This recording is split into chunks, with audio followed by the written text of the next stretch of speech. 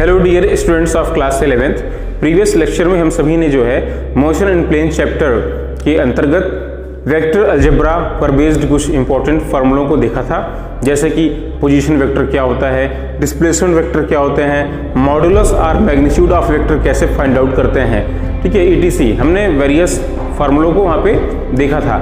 आइए आज हम उन्हीं फार्मूलों पर बेस्ड कुछ बेसिक क्वेश्चंस को सॉल्व करते हैं और उनका एप्लीकेशन देखते हैं। देखिएगा, एक बार रिकॉल कर लेते हैं। देखिए, पहला फार्मूला क्या था, vector A can be given as A x i cap plus A y j cap plus A z k cap where A x A y and A z are the orthogonal components of vector A, that is the rectangular component of vector A. मतलब vector A के जो components हैं x axis y axis z axis के along A x A y A z हैं, तो vector A को हम कुछ इस तरीके से रिप्रेजेंट कर सकते हैं। ठीक है, देखिए ये i cap j cap k cap क्या है, i cap j cap k cap क्या है, ये x y and z axis के अलॉन्ग रिस्पेक्टिवली यूनिट वेक्टर हैं। इन्हें हम ऑर्थोगोनल यूनिट रेड भी कहते हैं।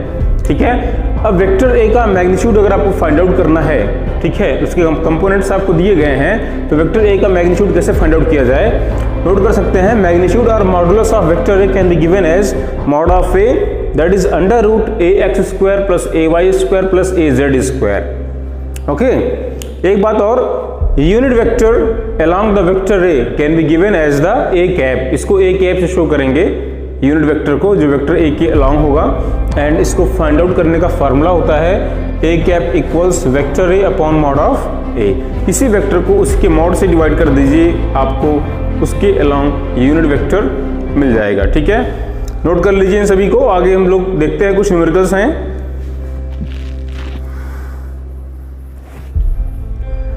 अब आइए जो है इन सभी फार्मूलों पर बेस्ड कुछ इंपॉर्टेंट न्यूमेरिकल्स को सॉल्व करते हैं। देखिएगा, हमारा पहला न्यूमेरिकल है, if positions of points a equal to 1, 2, -1, b equals 3, 2, 2, then find the displacement vector A b and modulus of vector A b. आपको जो है vector A B find out करना है। ठीक है, आपको vector A B find out करना है।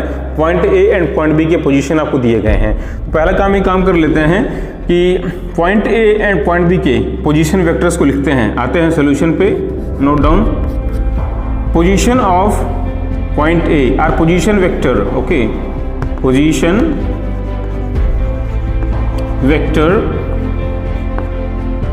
वेक्टर ओ ए इक्वल्स क्या हो जाएगा, देखिए 1, 2, -1, सो एक्स एक्सिस के अलॉन्ग 1 है, so 1 i cap that is i cap minus i cap plus 2j cap minus k cap. ये हमारा पहला हो गया पोजीशन वेक्टर। इसी तरीके से पॉइंट बी का लिखिए, पोजीशन वेक्टर क्या हो जाएगा, vector O B equals 3 I cap plus 2j cap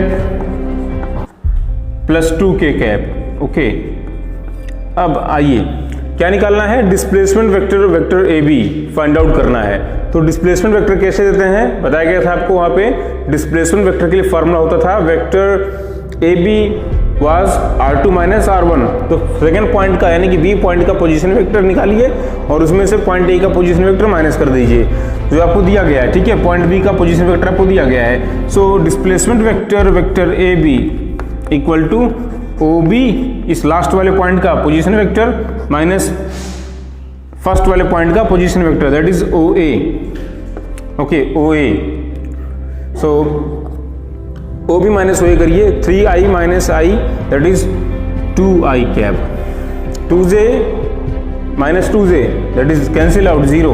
okay, so आगे बढ़ते हैं, 2k cap minus k cap that is 3k cap, so 2i cap plus 3k cap हमारा डिस्प्लेसमेंट वेक्टर हो गया वेक्टर ए बी। अभी इसमें एक question और भी है, also find the modulus of vector A B.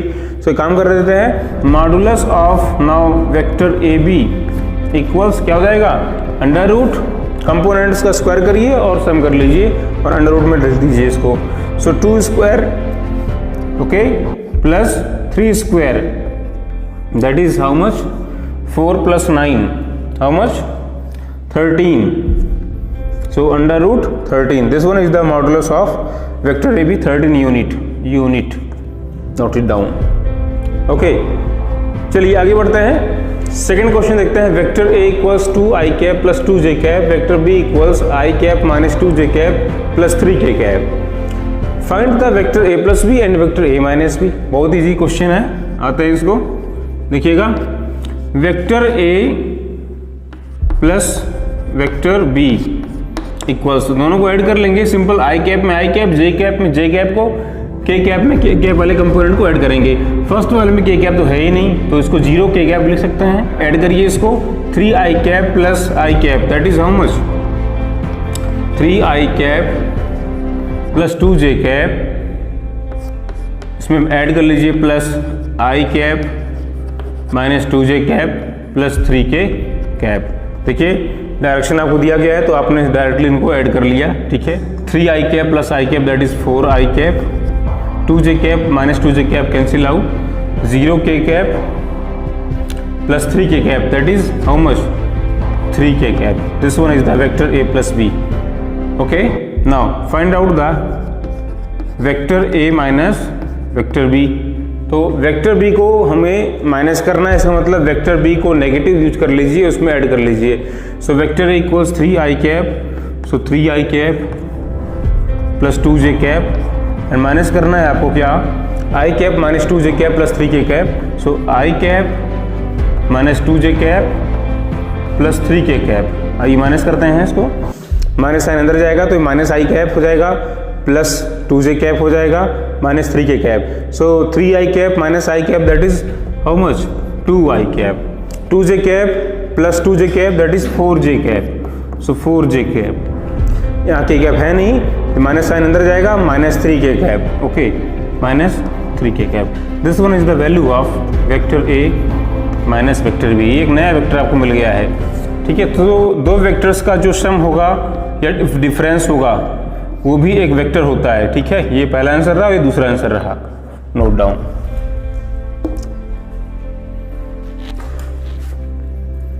ठीक है, इस तरीके से जो आप जो है वेक्टर अलजेब्रा को यूज करेंगे और बेसिक जो न्यूमेरिकल्स हैं, मॉडुलस निकालना हो गया, किसी वेक्टर के along unit vector find out करना पड़ गया, फाइंड आउट करेंगे।